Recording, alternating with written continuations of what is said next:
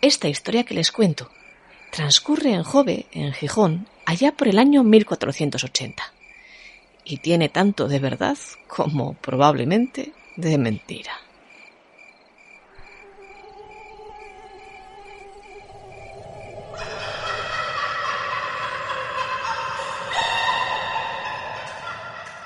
Porque la historia, queridos oyentes, no solamente se compone de verdades. Sería imposible poder estudiar una ciencia humana amparados solo en las certezas, con todo lo que los seres humanos tendemos a mentir, hoy y ayer, en el siglo XXI y en el XV también. Y esta circunstancia es la que habremos de tener en cuenta a lo largo de toda esta narración.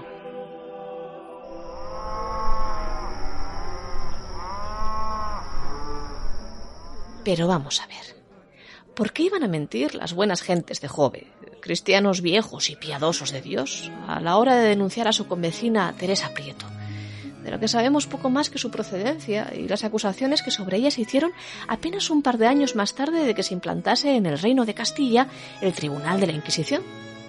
¿Por qué mentirían?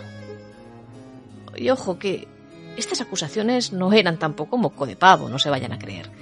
Porque los vecinos de Jove aseguraron entonces, en 1480, que la buena Teresa era una estriga, un ser demoníaco, que se transformaba de mujer a mosquito a cada noche para penetrar en las casas y aguijonear la piel de los niños, extraerles así la sangre y echar a volar, invadiendo el pueblo de un zumbido con sonido a muerte, después de haberlos dejado secos y muertos en la cama.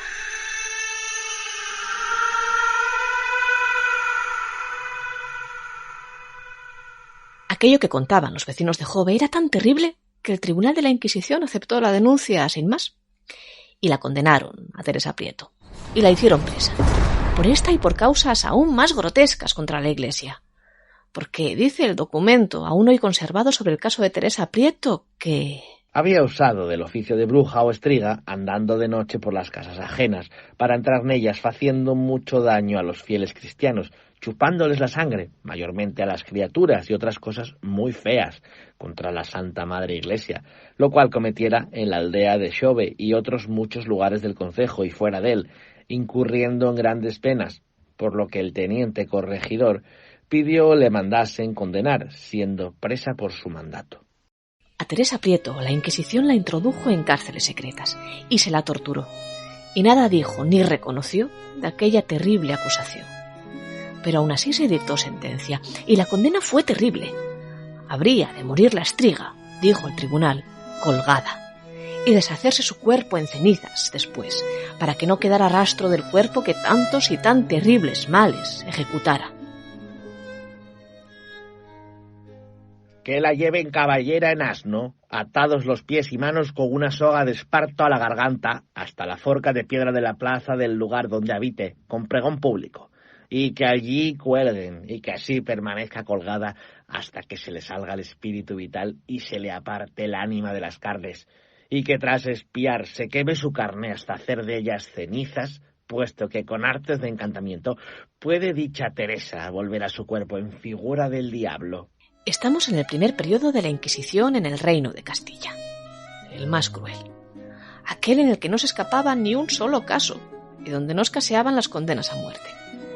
Un tribunal joven y decidido a implantar la fe de la Iglesia allá donde fuera menester y con los métodos que fueran precisos.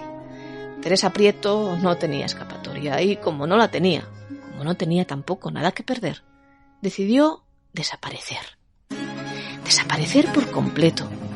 Desaparecer sin rastro, desaparecer del mapa y durante 20 años.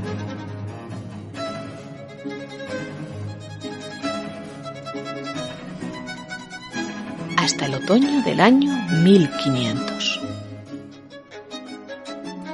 Y entonces todo cambió. Teresa Prieto se presentó ante las autoridades después de haber huido y permanecer escondida durante 2 décadas, acusándolas de que durante todo el proceso de su encarcelamiento jamás se le había informado ni de los cargos ni de nada, que se le había condenado a muerte sin tener en cuenta prueba alguna, ni declaraciones más allá de la delación de los vecinos, y que por todo ello se le había también privado de sus bienes, que no lo dice, pero sí parece sugerir que eran muchos y muy buenos. Que se anule la sentencia de muerte y se repongan los bienes que le fueron incautados a doña Teresa, vecina de Xove, en las Asturias. Y aquí termina la historia de Teresa Prieto. Una imperiosa mentira, si creemos en las deliberaciones finales de un tribunal que raras veces solía dar vuelta atrás en sus decisiones, sobremanera si eran tan tajantes como la que a ella, a Teresa, se le había aplicado. ¿Por qué se absolvió tanto tiempo después a Teresa Prieto? ¿A dónde fue a parar aquellas 2 largas décadas huida de la justicia? ¿O qué fue de la supuesta estriga gijonesa después?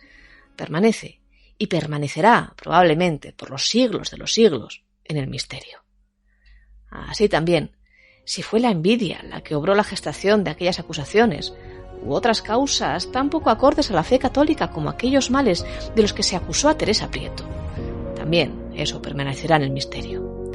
Aunque quien quiera entender puede hacerlo, porque esta historia ocurrió hace ya bastantes más de 500 años, pero tampoco, creo yo, hemos cambiado tanto en medio milenio.